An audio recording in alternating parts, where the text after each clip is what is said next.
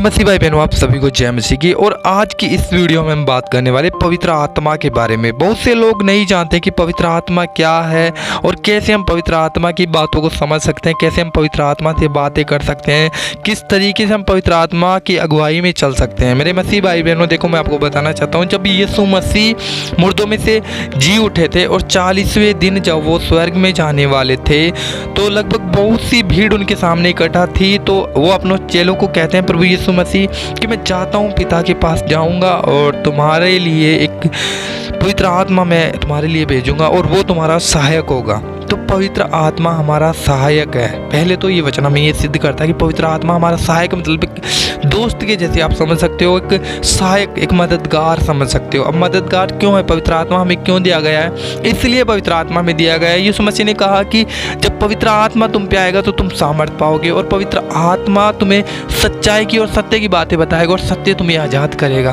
तो पवित्र आत्मा जब हमारे अंदर आता है तो हमारी जो बुराइयाँ ना वो हमें बताता है, हमारी जो कमजोरियाँ, उन कमजोरियों को हमारे सामने प्रकट करता है। और जब हम उन कमजोरियों को, उन गलतियों की माफ़ी मांगते हैं परमेश्वर से, तो परमेश्वर हमें माफ़ करता है। और पवित्र आत्मा का काम ये मुख्यतः परमेश्वर से हमें जोड़ के रखना। पवित्र आत्मा वो है जो परमेश्वर से हमें कनेक्ट करता है, एक वायर के जैसे आप समझ सकते हो। और जैसे मान लो अब एक सिस्टम है और उसमें एक वायर अटैच है और जब तक वो वायर को हम लाइट में अटैच नहीं करेंगे तब तक वो कनेक्ट नहीं होगा, और जैसे हम उसको रिमूव कर देंगे तो वो डिस्कनेक्ट हो जाएगा। तो ऐसा ही सिस्टम पवित्र आत्मा का, जब तक हम पवित्र आत्मा के कांटेक्ट में नहीं है तब तक हम परमेश्वर से लिंक नहीं हो सकते मेरे भाई बहनों।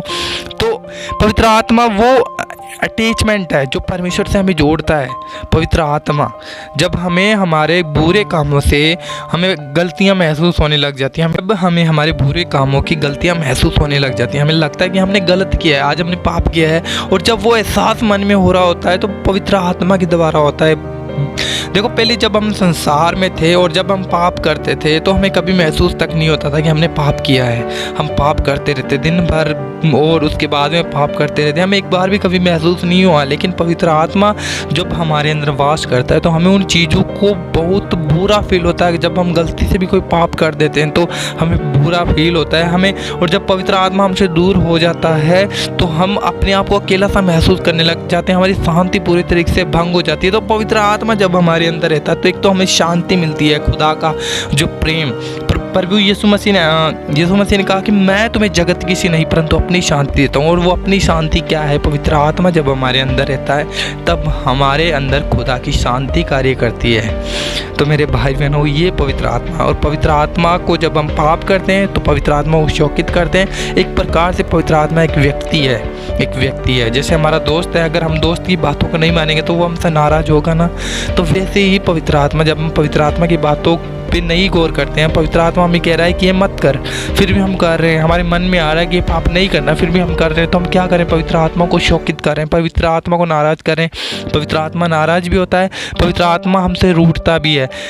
तो ये से पवित्र आत्मा। और मैं आपको बताऊं, जब हमसे कोई गलती, गुनाह और पाप हो जाए गलती से और हमें लगे कि पवित्र आत्मा हमसे दूर होने लगा, क्योंकि जब पवित्र आत्मा दूर होता है तो पहले से बुरा फील होने लग जाता है, हमें कुछ अलग महसूस होने लगता है, हमें हमारी शांति भंग हो जाती है, तो हमें लगता है कि पवित्र आत्मा हमसे दूर हो गया। तो उसी वक्त घुटनों पे आओ, पवित्र आत्मा से माफ़ी मांगो जिन बातों के लिए आपने गलती करी है, कि पवित्र आत्मा मुझे माफ़ कर, मैंने ये गलती की है, इस वजह से किस बात से आप नाराज़ हुए मुझे बताओ ताकि मैं माफ़ी मांग सकूँ और आप मुझे माफ़ कर सको। तो पवित्र आत्मा से उन बातों की गलती भी हमसे माननी है, और जब पवित्र आत्मा हमें माफ़ करता है तो वो हमारे अंदर आता है फिर से, और हमें फिर से आनंद मिलता है, क्योंकि परमेश्वर ने वचन में साफ साफ कहा कि मैं तुम्हें कभी ना छोड़ूंगा ना कभी त्यागूंगा। तो परमेश्वर हमें कभी नहीं छोड़ता है। जब हम अपने ही गलतियों से पाप करते हैं, हमारी खुद की आदतों की वजह से हमसे पाप हो जाता है, तो पवित्र आत्मा भले हमसे थोड़ी देर दूर हो जाता है। और जब हम अपनी गलतियों को मान लेते हैं, क्योंकि वचन में लिखा है जो कोई अपनी गलतियों को मान लेता है और उन्हें छोड़ भी देता है तो उन पर दया की जाएगी। तो पवित्र आत्मा तुरंत हम पे दया करता है, वो हमारे नज़दीक आता है, हमारे अंदर वास करता है। तो कभी भी पवित्र आत्मा को शोकित मत करो, ठीक है मेरे भाई बहनों। मेरा विश्वास है आप लोगों को ये मैसेज ज़रूर समझ में आया होगा। छोटा सा शॉर्ट मैसेज मैंने आपको पवित्र आत्मा को लेकर बताया।